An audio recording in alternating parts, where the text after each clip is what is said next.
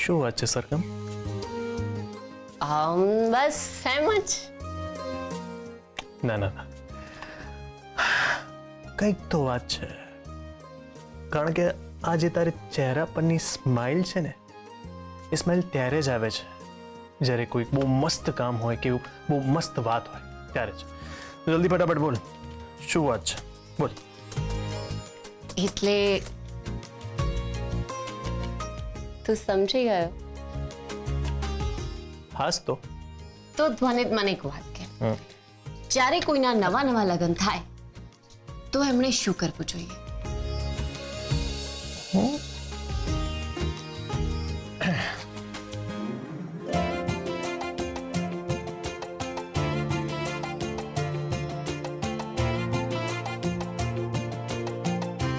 Romance.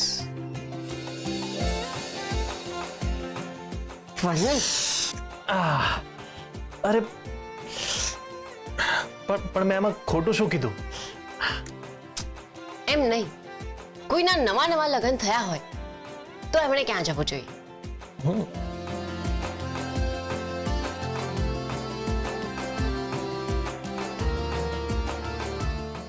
Honeymoon પર. Honeymoon સિવાય પણ એવી ઘણી બધી જગ્યા હોય છે ને જ્યાં ન્યૂલી મેરિડ કપલે જવું જોઈએ. ક્યાં? કુળદેવીના દર્શન કરવા. ઓહ યસ, હા, કુળદેવીના દર્શન હે ને. તો રૂપ અને આને જવું જોઈએ ને. હા, અને જો એ લોકો જાય તો હું શું વિચારી રહી હોઈશ કે તારે અયાન અને રૂપ સાથે માતાજીના દર્શન કરવા માટે જવું છે, રાઈટ? એક્ઝેક્ટલી. અને ખાલી હું જ નહીં, તું પણ સાથે આવ. હું? અરે અરે મારું ત્યાં શું કામ હે? તને ખબર છે ને મારે કેટલા બધા કામ હોય છે, તો હું આવીને શું કરીશ? કમ ઓન યાર. અરે ધ્વનિત, આપણે જોડે જઈશું ને તો રૂપ અને આની સાથે સાથે આપણે પણ માતાજીના દર્શન થઈ જશે ને. વાત તો સાચી છે. અને સૌથી મહત્વનું છે મારું રૂપની સાથે રહેવું. એને એકલું એકલું લાગતું હશે ને, તો જો હું એની સાથે રહીશ તો એને કંપની પણ મળી જશે.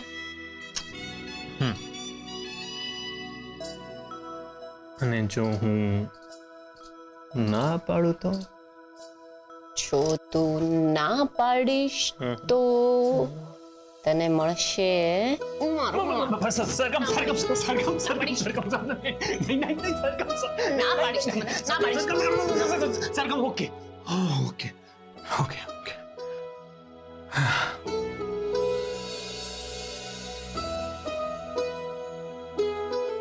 અને જો હું હા પાડું તો? જો તું હા પાડે તો તને મળશે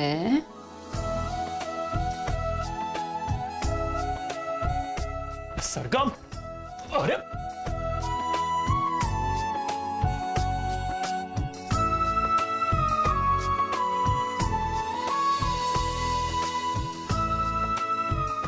આજ તો આપણો પ્રેમ છે સરગમ, જે એકબીજાને કંઈ પણ કહ્યા વગર એકબીજાના મનમાં શું ચાલે છે એ સાંભળી લઈએ છીએ.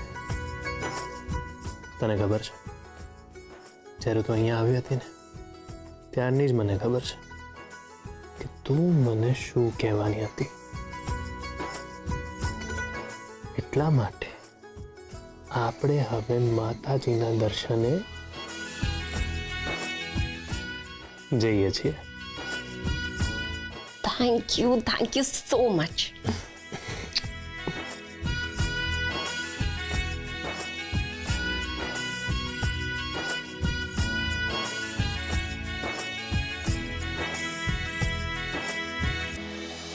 આ ડ્રેસ પહેરો કે પછી આ ડ્રેસ પહેરો?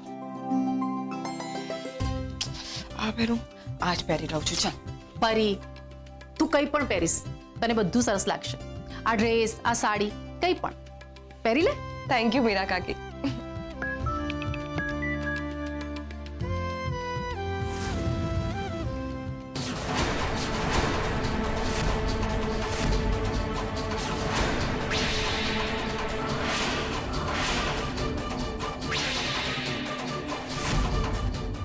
મીરા કાકી આ મેસેજ તો જો.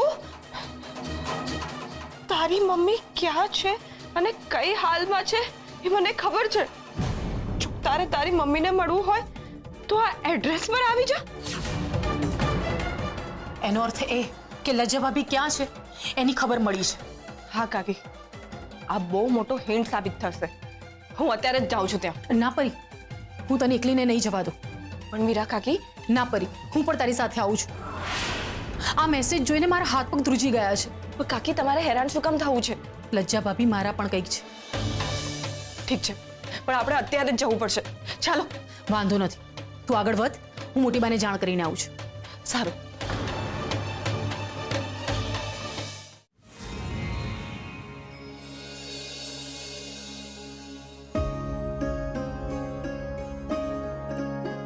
કેમ એકલી એકલી હસી રહી છે?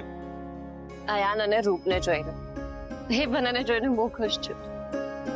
પણ તું કેમ ઉદાસ થઈ ગયો છે? તારું મોઢું કેમ પડી ગયું?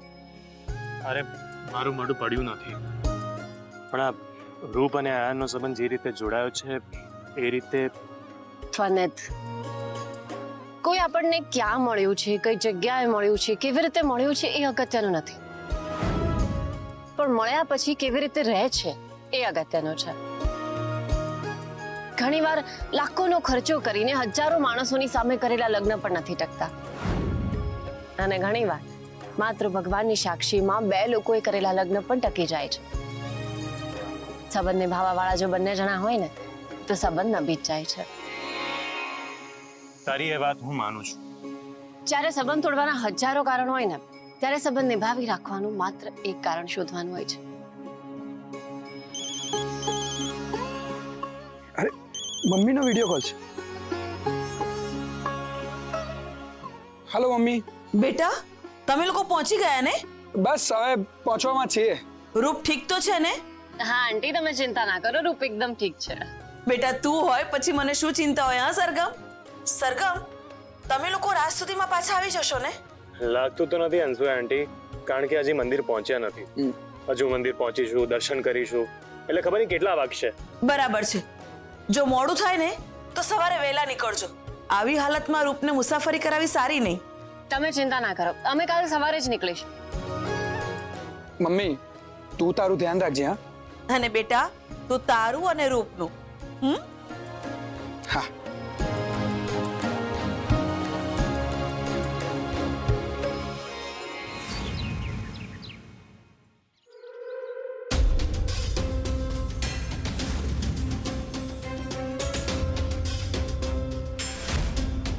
મોટી બાને ડિસ્ટર્બ કરવા યોગ્ય નથી.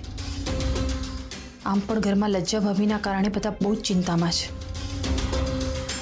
વધારે ચિંતા કરશે. ઉપરથી મોટી બાની બીમારી અને ઘરમાં આટલું બધું ટેન્શન. પરીને એકલા જવું છે, પણ મારે એને એકલા જવા નથી દેવી. શું કરું? શું બાનું બતાવીને જો કે મોટી બાને એવું ના લાગે કે હું જુઠ્ઠું બોલીને ગઈ છું. શું કરું? પરીનું બાનું બતાવીને જો? હા, એવું જ કરું. મોટી બા. બોલો મીરા. મોટી બા, હું શું કહું છું, હમણાંથી પરી બહુ ઉદાસ રહેશે તો હું એને લઈને બહાર જાઉં. એ બહાર નીકળશે, બહારનું વાતાવરણ જોશે તો એના મનને શાંતિ મળશે. તમે જુઓ ને મોટી બા, હમણાંથી પરી વાતે ચીડાઈ જાય છે. તમારી વાત સાચી છે. તો શું કરું મોટી બા? હું જઉં પરી સાથે? વાંધો નહીં મીરા બહુ, તમને જેમ યોગ્ય લાગે એમ. હા મોટી બા. મીરા બહુ, હું શું કહેતી હતી? હા બોલો ને મોટી બા.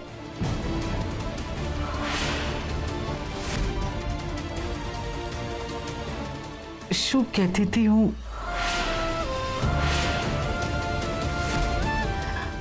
મોટી બા ચિંતા નહીં કરો, હું છું ને.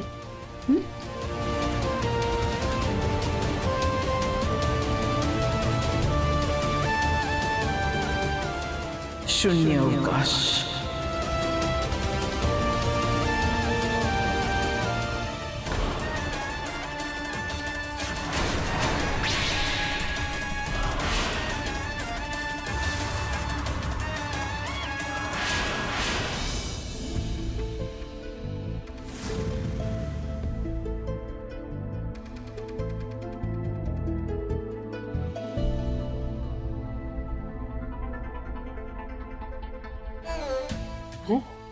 શું થાય છે?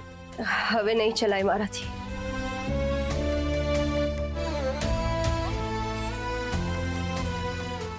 અરે તમે આ હવે તમારે ચાલવાની જરૂર નથી.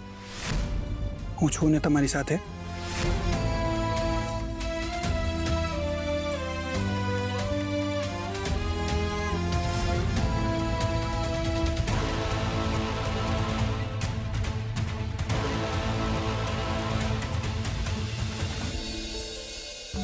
How romantic. બંને કેટલા ક્યુટ લાગે છે. જો ને, જો તું. સરગમ હું ચાલુ કે જોઉં? તું ચાલ પણ નહીં અને જો પણ નહીં. તું પણ મને આવી રીતે ઉચકીને લઈ જા ને. હે? હા, તું પણ મને આવી રીતે ઉપાડીને ઉપર લઈ જા ને. હું તને ના ઉપાડું. કેટલો નિર્દય પતિ છે. બીજું કોઈ હોય ને તો રોમાન્સ કરવાનો એક પણ મોકો ના છોડે. અને તું જો.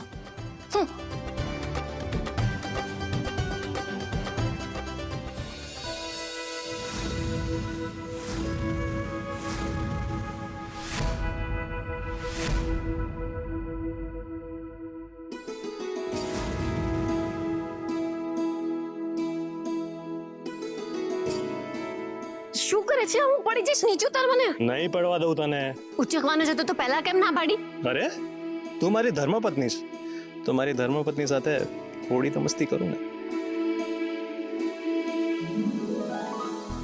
મસ્તી કરું એમ? મસ્તી લે લે સરગમ જો. નહીં સરગમ પડી નહીં સરગમ મસ્તી પડી જાય છે. રહેવા દે. હમણાં તો બહુ કહેતો તો હું તો નહીં પડવા દઉં. અરે સરગમ તું પ્લીઝ મારી નહીં સરગમ પડી સરગમ તને ખબર છે તું બહુ વજનદાર છે. હું વજનદાર છું? હા હું વજનદાર છું. વજનદાર છું. બોલ. નહીં નથી તું વજનદાર. બસ ચાલ હવે જઈએ. ચાલો. હાય.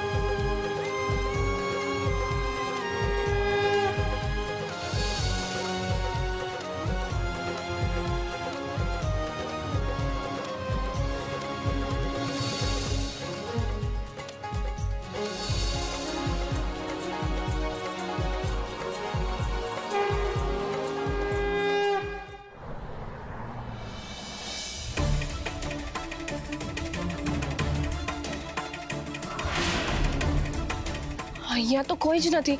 પરી, સરનામું તો આ જ હતું ને? હા કાકી, આ જો.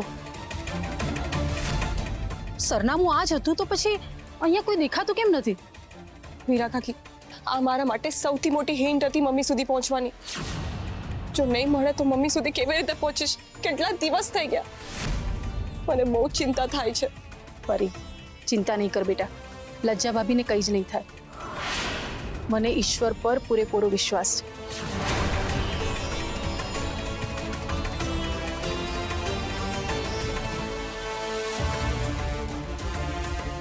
મીરા કાકી, આ માણસને જુઓ. આપણે જેને શોધી રહ્યા છીએ આ જ હશે. આમને જ આપણને બોલાવ્યા હશે. ચાલો.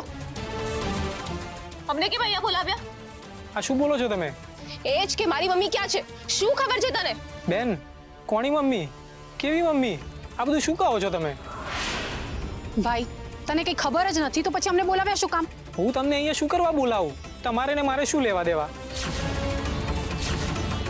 કોણ છો તમે? હું તો તમને ઓળખતો પણ નથી. મેં તમને અહીંયા નથી બોલાવ્યા. તમને કોઈ ગેરસમજ થઈ લાગે છે.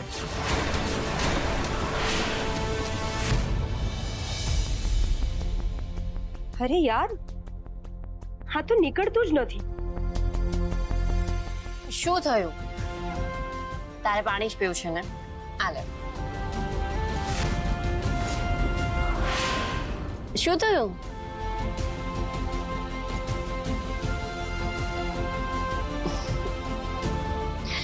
ક્યારની ચાલી ચાલીને થાકી ગઈ છે ને, તો હવે અહીંયા જ બેસીને આરામ કરી લે અને ખાઈ લે થોડું. ના, મારે નથી ખાવું. અરે શું નથી ખાવું? ખાવું તો પડે જ ને. અને આવી હાલતમાં તો પોતાના અને બાળક બંને માટે ખાવું પડે. ચાલ.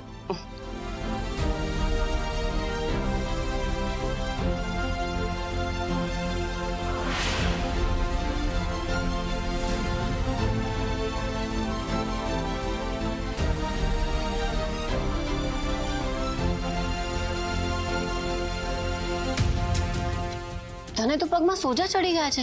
લે પકડ, હું દબાવી દઉં. ના ના, તમે મારા પગ ના દબાવશો. કેમ? મને સારું નહીં લાગે. મેં તો તને મારી બહેન માની છે ને, તો બહેનની સેવા કરવામાં તો પુણ્ય મળે ને. તું ખા, હું પગ દબાવી દઉં છું. આપ ખરેખર સારા છે કે પછી નાટક કરે છે? ઘણીવાર આપણે માણસો માટે માન્યતા બનાવી લઈએ છીએ, પણ એવા નથી પણ હોતા. શું મારે એમની સાથે વાત કરવી જોઈએ કે હું મનમાં શું વિચારું છું?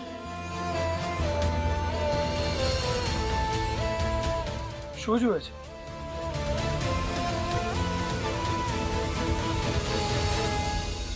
જોઈ રહ્યો છું કે બે અધૂરા માણસને એકબીજાને કેવી રીતે પૂરા કરી દીધા. રૂપ અને સરગમ બંનેને કિસ્મતે અધૂરા મૂકી દીધા. તો પણ જો ને, બંને એકબીજામાં ખુશી શોધી જ લીધી.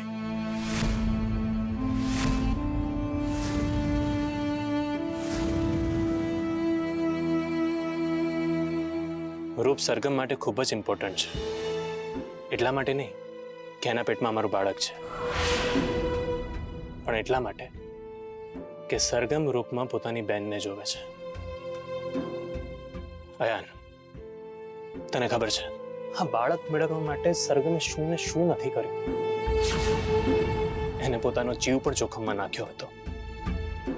પણ કુદરતની મરજી આગળ કોઈનું કશું જ ચાલતું નથી.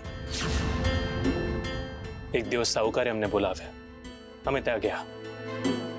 અમારી એની સાથે મારામારી થઈ.